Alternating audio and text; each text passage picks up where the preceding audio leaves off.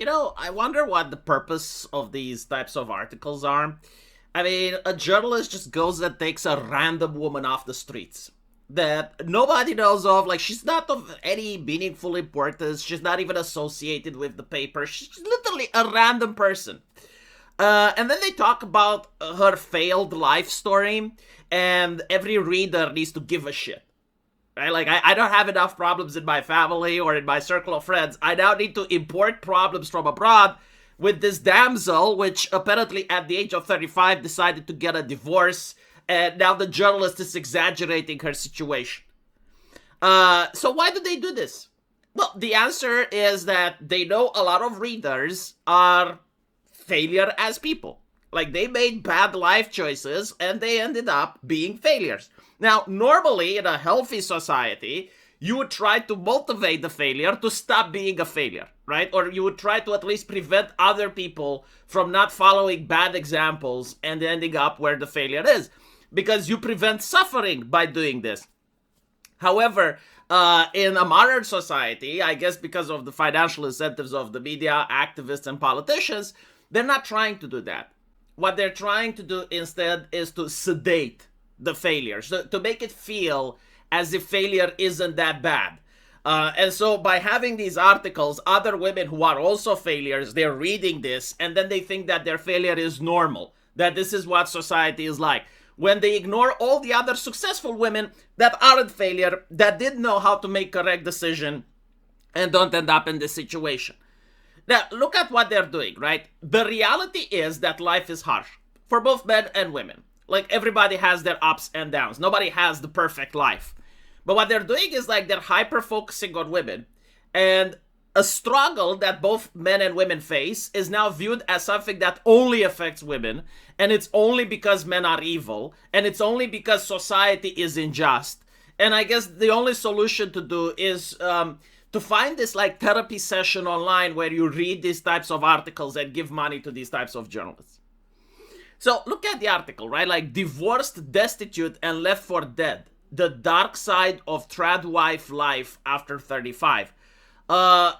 In the article, she wasn't abused, neither sexually nor physically. Like, there's no evidence of that. She simply got bored of the marriage. So whose fault is it? Whose fault is it? What the article doesn't mention is that at the age of 35, it's almost impossible to get a job.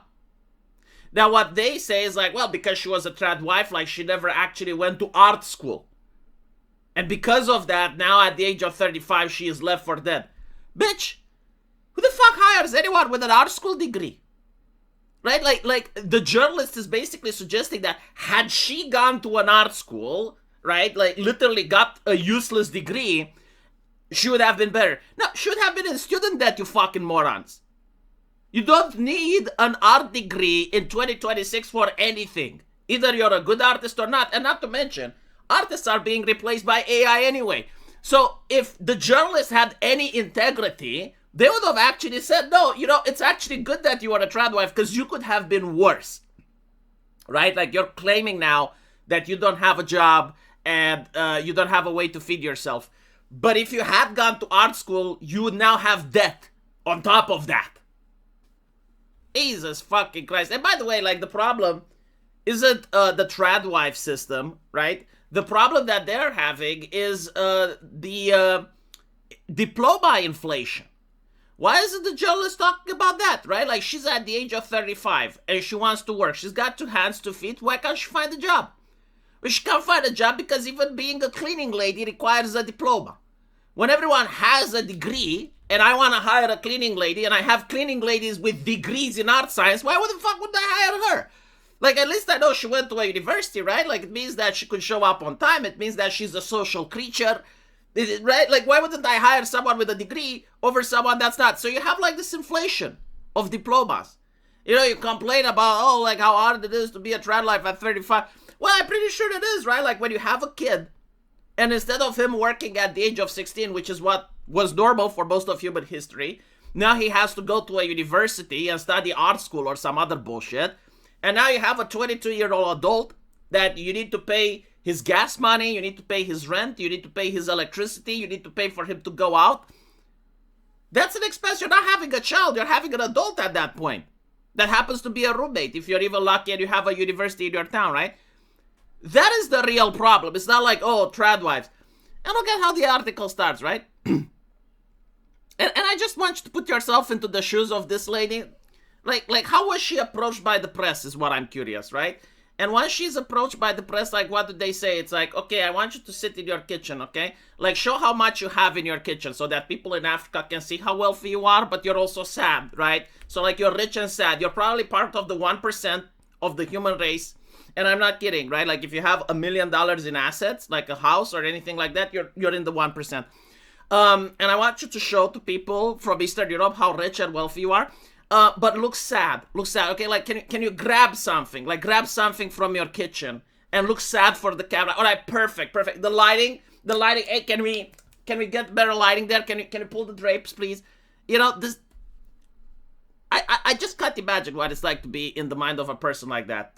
But they basically say that divorce was analog to a curse word in Enitza Templeton's hyper-traditional faith-centered home. It's not even about faith. Like, you don't even need to believe in God to understand why divorce is a problem, right? Like, you made a marriage contract. You by yourself, decided to sign a piece of paper that says, until death does you apart. If you are part of, a company, a corporation, anything else, contracts would be taken seriously. But for some fucking reason, marriage contracts are a fucking joke. They're a fucking joke, right? You can unilaterally just say you're bored, and as a woman, you can still get shit from the man.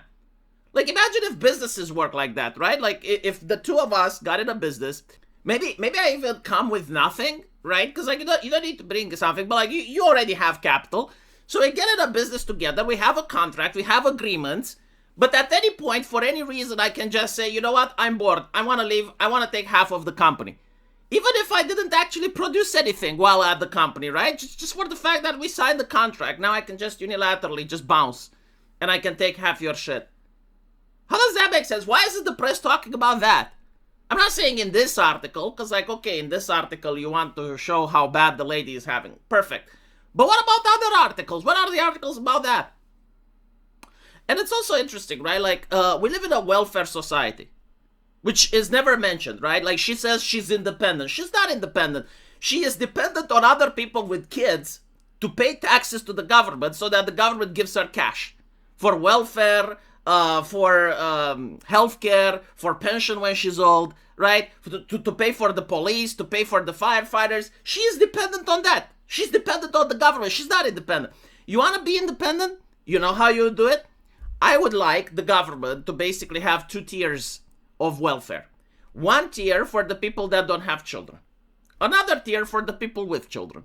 So in other words, right, her cash, her money, her taxes go only for welfare to other people that choose not to be married. And so like those people can fund themselves. They can be independent. Meanwhile, people like moi, I don't get money from her. I don't want money from her, right? Like her taxes remain for her, not for me. I get money from other people with children. Let's see which one of these 2 groups are going to be more profitable in the long term. Sorry, not profitable. Profitable is the wrong way to put it. Prosperous, right? Which one of the 2 groups are going to be prosperous in the long term? But that would be fair, you know? Even if my group doesn't happen to be prosperous, that's fair enough. But at least it would be a fair system, right? Like, why should my money be taken away and given to people that make bad decisions? Right? Like, instead of taking money and giving it to my son, I'm now supposed to pay for other people that choose not to have children and then mock the people that do. Let me know what you guys think, though. And as usual, we'll see each other in the comment section. Take care.